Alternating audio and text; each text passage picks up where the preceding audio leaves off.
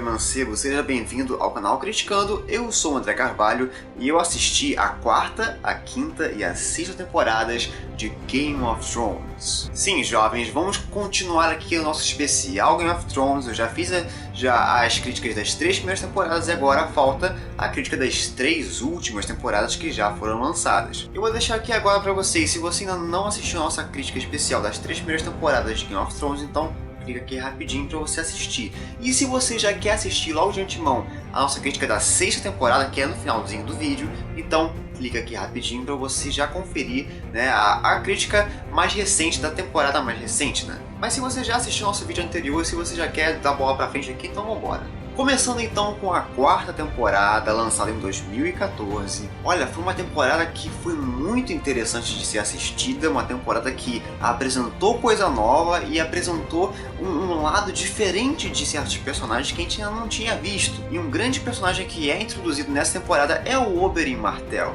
Ele apresenta pra gente todo esse universo dos Martell, né, que é a cultura de Dorne. É uma cultura diferenciada, é uma cultura que foge um pouquinho dos padrões que a gente já tinha visto. E o Oberyn, ele é um bom vivan, né? Ele é um cara que gosta de aventuras e gosta de um pouquinho de saliência. E também outros personagens que a gente já conhecia e que também tem o seu devido destaque nessa temporada foram o Jon Snow, o Tyrion Lannister e a Arya Stark. Jon Snow, ele começa a ganhar espaço nessa temporada, ele começa a ter o seu arco melhorado, ele começa a ter culhões para poder ser um cara sinistro, ser um cara importante na trama. Todos os Lannisters em si, nessa temporada, eles estão muito interessantes, né? Mas o Tyrion Lannister é o que mais se sobressai, porque a gente vê ele literalmente extravasando e perdendo o controle da situação em que ele vive. E finalmente o arco da Arya Stark deixa de ser aquele negócio meio enfadonho, meio tipo, a menininha perdida e tal, e ela começa a crescer como personagem, a narrativa dela cresce muito e também as parcerias que ela vai fazendo durante a série,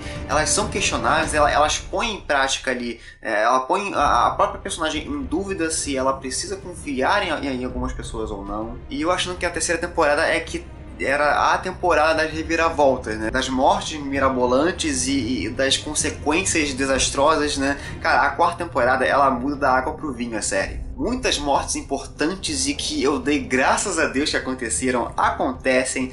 Outras mortes que a gente nunca ia pensar que ia acontecer também acontecem. É quando finalmente a série começa a parar de matar tantos personagens que a gente gostava e começa a dar um pouquinho mais de atenção para os bad guys. E finalmente essa temporada ela começou a investir muito mais em cenas de ação, muito mais em cenas de batalha. Ela evita de ficar criando subterfúgios de criar um background da história, da batalha, e criar os bastidores da batalha em que tem diálogos enfadonhos. Não, a gente não quer ver os bastidores da batalha, a gente quer ver a batalha, e eles entregam isso muito bem, justamente no episódio 9. O 9º episódio de qualquer temporada de Game of Thrones é sempre o mais tenso, né? E nessa temporada em específica, eles dispuseram o episódio inteiro somente para narrar uma única batalha. Isso que foi fenomenal. E a computação gráfica, né, os efeitos especiais dessa série só vão melhorando. E isso eu não tenho nem o que ficar dizendo aqui mais, saca? Porque a cada temporada eles investem mais em tecnologia, investem mais em efeitos práticos e também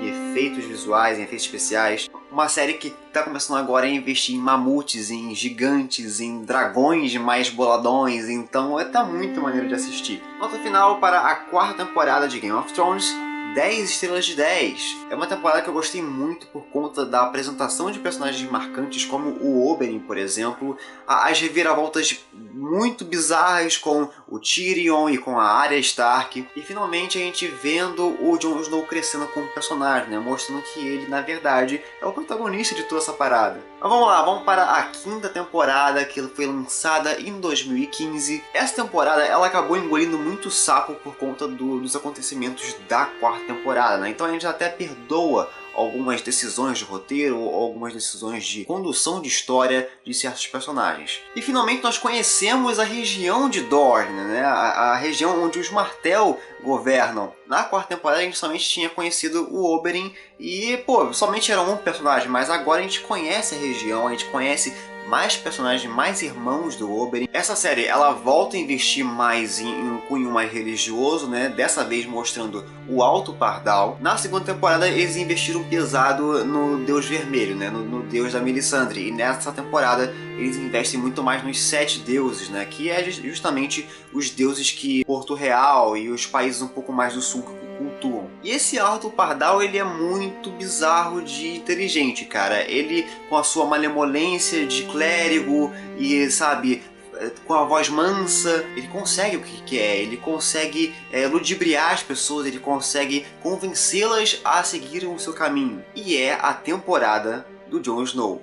Ele já estava tendo um crescente muito bom na quarta, mas na quinta ele é o herói, ele é a cabeça central da série agora. Toda essa trama em que ele estava se metendo, né, de patrulheiros da noite contra selvagens, começa a ficar muito mais tensa, começa a criar outros patamares e chega a um ponto em que ele já começa a perder também um pouco as estribeiras, ele começa a perder um pouco o controle da situação, ele começa a sofrer bastante injúria por conta das decisões de roteiro e também das decisões que o personagem toma. E é uma temporada também que tomou um pouquinho mais de liberdade para mexer na história, né? Eles já estavam começando a avançar muito nos livros. O George Martin, ele demora 1000 anos para poder escrever um livro, então eles já estavam começando a ficar um pouquinho sem história, de pegar os livros das Crônicas de Gelo e Fogo e adaptar e fazer conteúdo para a série. Isso é até interessante, né? O George Martin, ele teve uma conversa com os produtores, ele explicou mais ou menos as nuances do que acontece com cada personagem, então a série começou a ter um pouquinho mais de liberdade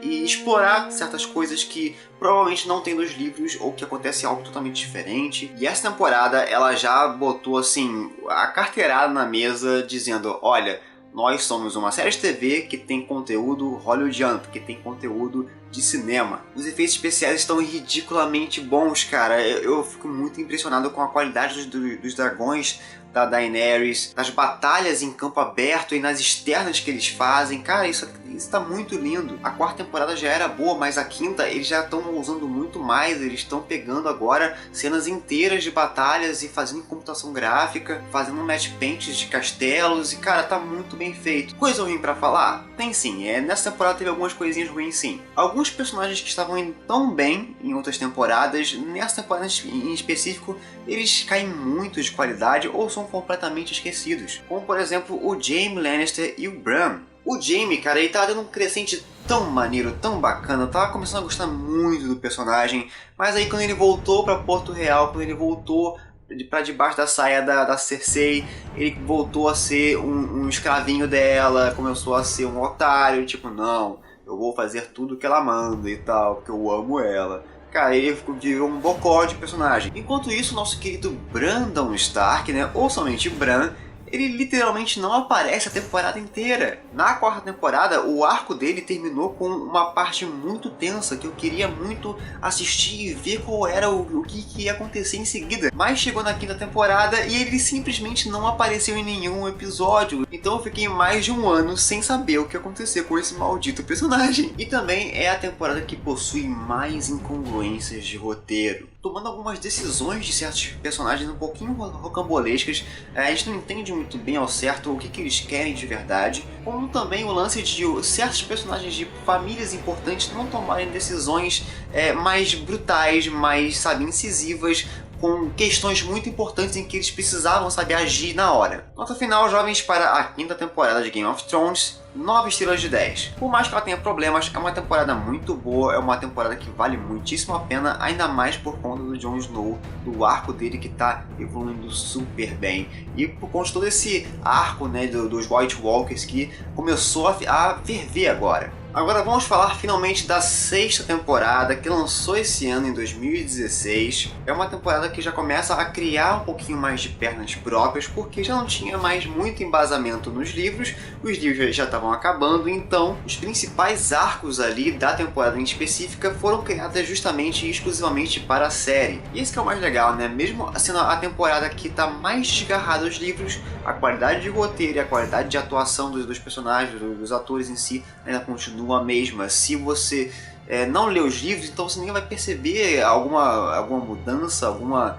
coisa muito brusca de qualidade de roteiro. Eu posso até dizer que isso foi benéfico para a série, porque foi a temporada que aconteceu mais coisa importante, mais coisa rápida acontecendo para poder agilizar a série, agilizar a história. A série já está se caminhando já para o final, já faltam poucas temporadas para terminar, então nada mais justo do que já começar a arrumar um pouquinho mais o cômodo para poder ambientalizar o clímax da história. Muitas teorias de fãs que estavam sendo feitas por aí na internet, algumas foram concretizadas, outras nem tanto. Muita coisa da mitologia de Westeros é explicada nessa temporada, muita coisa que ainda estava na dúvida, em que muitos personagens, sabe, o passado de certos personagens estava um pouquinho, sabe, dúbio. Nessa temporada é explicada, e foi a temporada que determinou de uma vez por todas que Game of Thrones é a melhor série. Não estou dizendo que com relação a gosto, mas com relação à produção, com relação ao carinho de produção que os produtores tiveram. Vai demorar muito para alguma outra série de TV superar Game of Thrones, porque está sendo a melhor série já produzida até hoje. Principalmente no que se refere aos últimos episódios. Os últimos episódios são realmente o clímax da história,